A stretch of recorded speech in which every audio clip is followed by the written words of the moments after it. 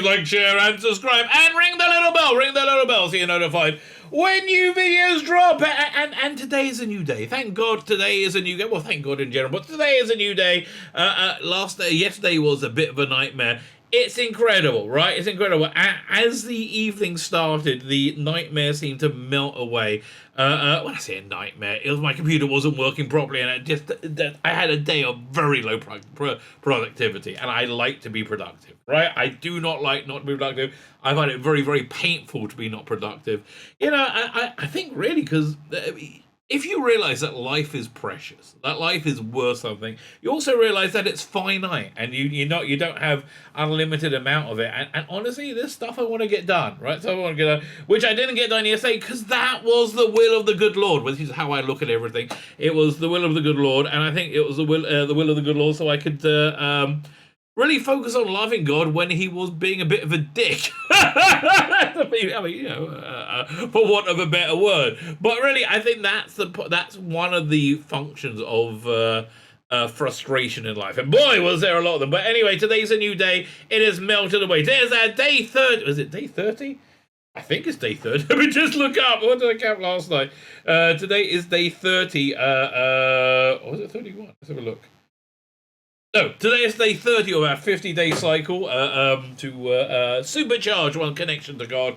I think we're getting to a good place. So we've looked at we're looking at the 6 constant mitzvahs, the commitments as a commandment. I'm using this book over here. The 6 constant mitzvahs form a worldview that if you focus upon it in any way, it increases one's connection to God in a very, very profound way, right? And I find giving this stuff over helps me uncover it in my own head, right? So it's very helpful. One thing I'm looking forward to, by the way, when we hit day 33 of this cycle, I can have a haircut, right? We're basically in mourning from the beginning of it until day 33 because all the greatest Bible sages, right, were in this one academy. They all died. They, like, what was it, 20,000 of them died from a plague. They all said they did that because they weren't very respectful to each other's position. They didn't see how each other was valid, and that's why this great plague came of them.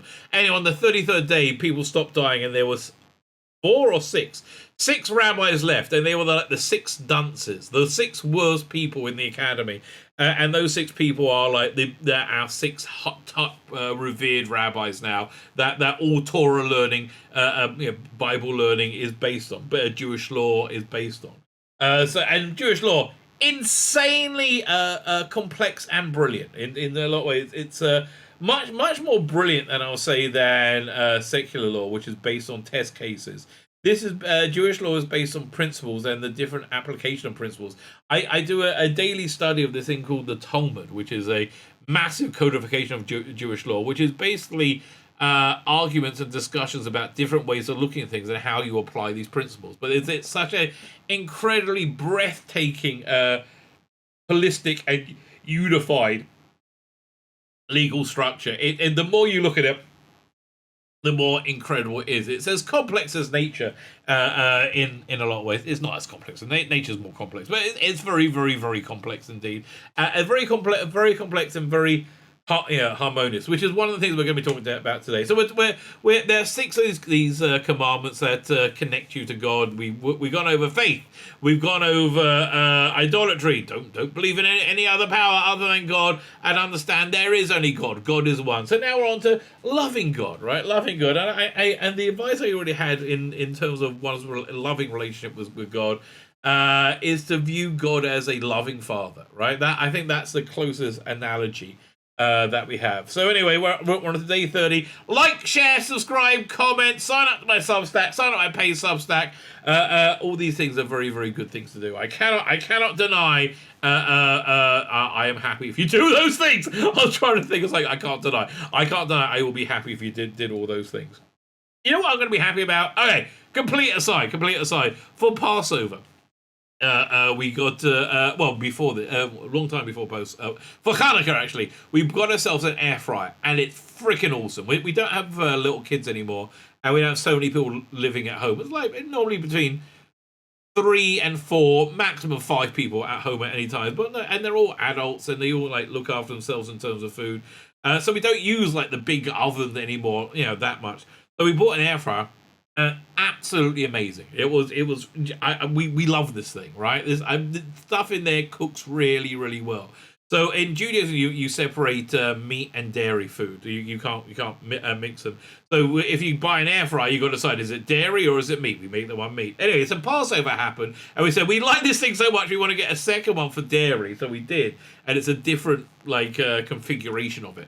One has two. The meat one has 2 drawers, and this one has one big tray. So my point is, something I really want to do, something that will make me super happy. And this is just a complete aside. I really want to make fish and chips in it. I want to like batter fish from the and make fried fish in it, and see how it comes out. I bet it'll be freaking awesome, right? I bet it'll be awesome.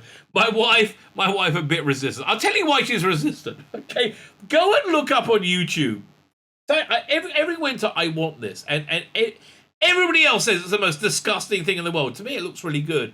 Jamie Oliver has a recipe for fish pie, which is basically a bunch of different fish and like a sort of white sauce with mashed potato on top. It's kind of a fishy version of shepherd's pie, right, or cottage pie. Sounds awesome. My wife will not let me make that, right? She just, no, this is too disgusting. Well, I don't understand. To me, it looks good. Let me know in the comments what you think. You go look up Jamie Oliver's fish pie and let me know what you think. Anyway, I digress. So, like, share, subscribe, comment. Yeah, we did all that stuff. So today, again, we're focusing on loving God. Yesterday, we talked about nature. The more one looks at nature, the more one sees just this incredible, intense beauty and perfection, right? And the more that one, and this works for me, right? The more that one like walks in a beautiful garden, looks at the beauty of nature, and takes like real pleasure from it. The thought you have to connect to is God made this for me, right? For me at this time. He knew I would be at this time, at this space, at this moment in my life, and He made this beautiful experience for me, right? This incredible nature for me. It's a way of developing love for God, which I actually need yesterday, which was a super frustrating day. Today, been pretty darn awesome so far. Fine. So we're talking about nature. So next thing is Bible study. So this is much more. I say Bible study. Actually, it's called Torah study. Torah is a complex, holistic legal and moral worldview of essentially Jewish law, which is again just absolutely brilliant. So. Although, if you're Christian, I don't see you be able to connect with this in the same way. Let's see what it has to say, okay? Torah, which is Bible study. A person who studies the Bible specifically, superficially, will not be awestruck by it. Although he may find the task of understanding it quite daunting. If one's appreciation for Chumash, which is the 5 books of Moses, is limited to short insights into short insights we get in these little sheets. Basically, if one has a surface understanding of the Bible, it's going to you're not going to come to love of God from it, because it's very simple, right? Yeah. So the Bible is a book that was created to be read on many different levels. It can be read as a children's book, which is how most people perceive it, but as a complex philosophical manual is another way, which is essentially what they're talking about now. Fine. When you study the 5 books of Moses, work on finding the messages that are hidden. That are seemingly that are hidden in the seemingly innocuous detail of each verse. A really good one to do this with. Freezing. That a really good thing to do this with is Psalms. If you go into the original Hebrew of Psalms, absolutely breathtaking, right? It's so freaking complex. Realize that each grammatical nuance is a choice, and choice of phraseology contains information that are valuable lessons to be gleaned in the Bible's narratives. Lessons can provide practical solutions to problems that we encounter. Fine, we're on to a little practical story now, right? Little practical story. Man, it's freezing up like anything right now. What's up with this? Okay. It was, yeah, just went again. Yeah, yesterday it was working fine. I mean, this morning, no, yesterday it was working terribly. This morning, for my first video, working absolutely fine. Wonder if it's going to freeze again. I guess we'll find out. Let's wait and see. On a subway in New York, the Pond Evers Rav, the Pond Evers Rav, whoever that may be.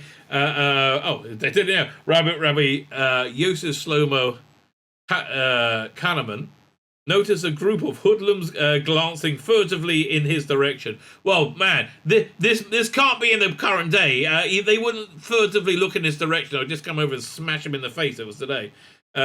He sensed they were about to accost him, and he was carrying a large sum of money that he had raised for his rabbinical ceremony. Right, okay. Thinking quickly, he took a note out of his pocket and approached the group, pointing to an address that was written on the paper. Says, "Can you please tell me how to get to this address?"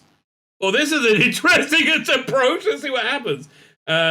Smiling slightly at the naivety of the elderly rabbi, the leader of the group said, "We'll do even better. We'll take you there. Just get off the next stop with us, and we'll show you where it is."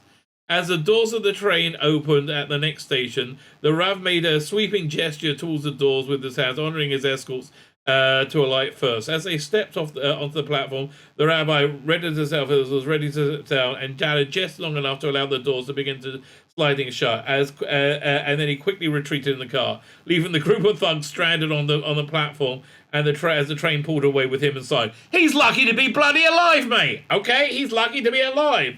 Later, he told Rav Abba Grossbard. My name used to be called Grossbard.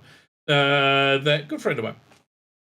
That he had devised his plan based on the verse in the Bible. In what was it what was it? V'yishlach is towards the end of Bereshit. After Jacob made peace with Esau, the latter offered to travel together with him. Jacob preferred his own company to his wicked brother, but did not want to upset the fragile peace agreement they had reached. Let my lord go ahead of his servant, he told Esau. I will make way at my slow pace, according to the gait of my flock and the gate of my children, until it says where it is, until I come to my lord at Seir, right? And I actually think that was a genuine prophecy. It's from Genesis verse 33, chapter 33, verse 14. I think this was a prophecy because from Esau came Christianity, right? Rome essentially came from Esau. And it's all about when we're going to walk together in the end of days. We're there, baby. We're there. Okay. Anybody who kind of vaguely believes in God, we're all rounded up in the same corner at this point, right? I mean, listen. I'm not laughing, but like when I started seeing all the churches being attacked, when the Roe v. Wade thing was leaked, I was like, yeah, first time, eh? But it's terrible, right? I mean, like, this is what Jews have to live with forever. We have to have security. And I think Christians are in the same place now, really. It's insane to me what's going on in the world. Absolutely insane. In truth, the Ponoso Rav, Jacob had no intention of traveling this year. He knew that living in close proximity to Esau would be dangerous, both physically and spiritually. He avoided insulting Esau by telling him to go ahead and that Jacob will catch up. I learned from this verse that when a Jew must extract himself from his enemies who want to harm him, he can do so by pretending to travel along with them, but moving at a slower pace and leaving them waiting for him. That's what I did on the train. You know, it was also said that Menachem Begin, an early prime minister of Israel, when he was going to the like the peace talks with who was it? Egypt, I think. So I don't know. I can't remember who it was. But he learnt with, and I think it was the Lubavitch Rebbe. I'm not sure who it was. He learnt with this rabbi this sequence, right, where Jacob meets Esau, right? It basically that's the template of negotiations with other nations without getting your ass kicked, right? So that was essentially it. So yeah. a deep knowledge of Bible will is actually helpful in the real world. So rabbinical students spend hours, even days or weeks at a time, trying to understand the depth of a legal passage in the Talmud, this codification of Jewish law. The process requires mind-numbing concentration. Well, it depends how, it gets more mind-numbing the more complex it is. I'm in a tractate right now called Yevamot. Very, very complex. We had a good 2 or 3 days. You do a page a day, right? We had a good 2 or 3 days when we're talking about and another interesting stuff as well tied into about when life starts, like, you know, at what point can one abort a baby, like that. This was in the time from 2,000 years ago. It was on, was it two days ago, the page we led there. But we had a good couple of days where we were talking about prostitutes and anal sex. That worked out pretty good. I like that. Now we're into like this deeply boring stuff of who can eat this religiously tithe stuff called Tumor. Yeah, you get good bits every now and again in the Talmud. An approach will often be proved wrong after much time and energy was invested in developing it, but the absolute certainty that there is a truly perfect approach keeps them going, and they try until they find the correct approach, and when they do, the experience is one of inescapable joy, one that I've never experienced. Well, let's read further. Fine. On a snowy day in Jerusalem, Rabbi David Finkel decided to visit the Brisker Rav, figuring out, oh yeah, it's a snowy day, time for me to go and visit the Brisker Rav, figuring that he would have plenty of time to spend with the Rabbi on a day when nobody else would venture out to visit him. As he reached the Brisker Rav street, he saw a lone figure dancing in snow. Upon drawing near, he recognized the figure as none other than Rav Shach. Rav Shach was well, we don't really have a head rabbi in Judaism because there's so many different sects of it, right?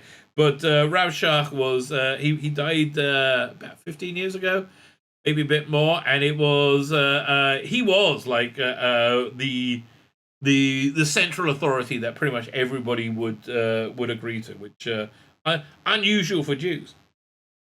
So he saw it as Rav Shach. When he asked Rav Shach why he was dancing, he later explained, the Brisker Rav explanation of biblical concepts filled me with such joy that I want to dance each time I leave his house. Well, this guy really liked Bible learning, okay? Really super liked it. I usually suppress my emotions, however, because I know the passers-by will consider it strange, but on a snowy day like today, I was sure nobody outside, so I allowed myself to rejoice without inhibition. Like he didn't fall over. On a similar note, Rav Shach once remarked that he did not understand why people felt drawn to material pleasures, because they feel good. I just finished a Bible discussion with a Brisker Rav. I cannot think of anything more pleasurable than hearing his Bible thoughts. I'll tell you the story of something that happened to me once, right? When I first got religious, so this will be in 91. Or 92, like very like a while ago. So you have 3 sets of prayers in Judaism. You're supposed to do them with a prayer group. I was running late once, and I missed the afternoon prayer. It's about 5 minutes long, right? 5 to 10 minutes long when you pray it by yourself. And I was in Jerusalem. I was in my rabbinical ceremony, Asher Torah, the old building, which was kind of like a submarine, right? And I would go, and I went right to the front of it where nobody would be bothering me. I could just pray the afternoon prayer quickly on my own. It was the most intense prayer I've ever had. It was really bizarre. I actually literally got high from it, right? And I'm speaking of somebody who may have knowledge of what getting high is like. I can tell you, it was insane, right? It was like it was a high that I never really experienced before, but it was really intense, and it went on for a while. It was really cool. So I can imagine such things going. Okay, so once you begin to study the Bible in depth, you will start to feel intense joy for the one who gave it to.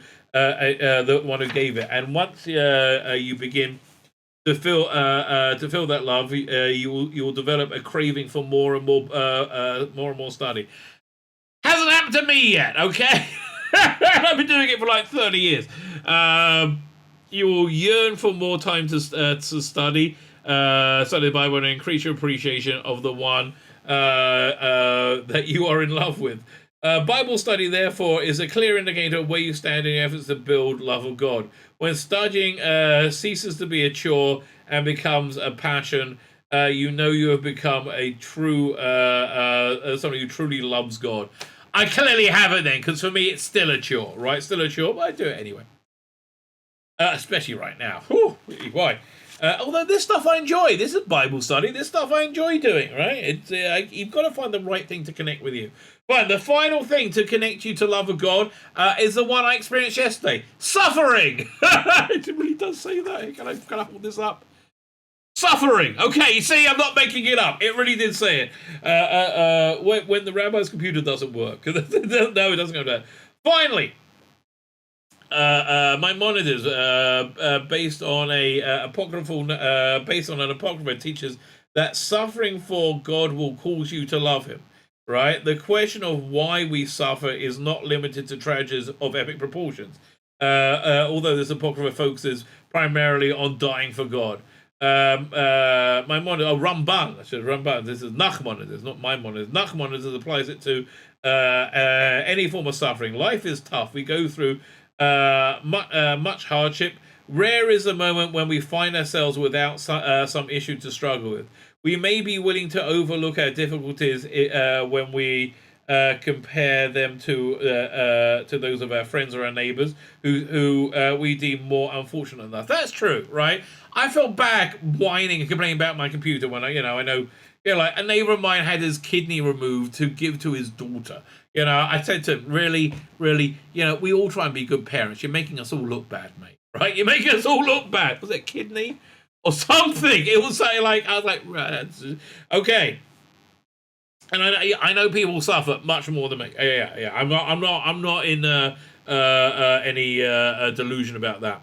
Rare is the moment we find ourselves without some issue to struggle with. We may be willing to overlook our difficulties when we compare them to those of our friends and neighbors who we seem to have more unfortunate than us. But in truth, since the world was created for us, we should never suffer, right? Fine. So if we do, we must try and figure out why God is bringing it to us. We must take an objective view at our lives and try and interpret the message that God is sending. We must determine which areas of life God wants us to repair. I have no clue, right? I guess my frustration of like not being able to get to do what I want to do, right? Yesterday I wanted to work and I wanted to get stuff done, and I was frustrated I wasn't able to do it, even though I felt I was doing stuff for the sake of heaven, right? Making this video, that sort of thing. I was very frustrated I couldn't do it, and I think it was experiencing that frustration in the prism of loving God, right? Also, it's putting what I wanted above what God wanted. We must make sure we're not ignoring our suffering simply because we feel comfortable with our spiritual standing and we don't want to exert ourselves to improve it. I don't want to exert myself to improve it. God wanted to exert me to improve it. Suffering can therefore bring us closer to God, but only if we crave that closeness. Oh, that is true, right? That's certainly true. I mean, suffering without wanting a closeness to God is just miserable, right? Absolutely miserable.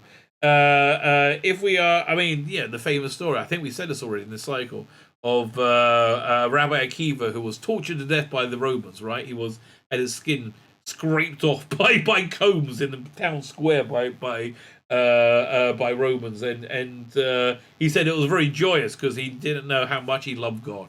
Right, and now he said, "Oh, I can say I completely love God with all my heart." Like, okay, you beat me. Okay, you're the winner of that one. Suffering can therefore bring us closer to God, but only if we crave that closeness. We are afraid to come closer to Him because we think it will make life uncomfortable. That's true. It does make uncomfortable. We will not grow from. If we are afraid, because we go back in. If we are afraid to come close to Him because we think it will make our life uncomfortable, I don't want my life to be uncomfortable. We will not grow from the suffering. We will resent it. That's where I was yesterday, right? That's where I was yesterday. But we open our mind to the possibility of being happier and a meaningful life.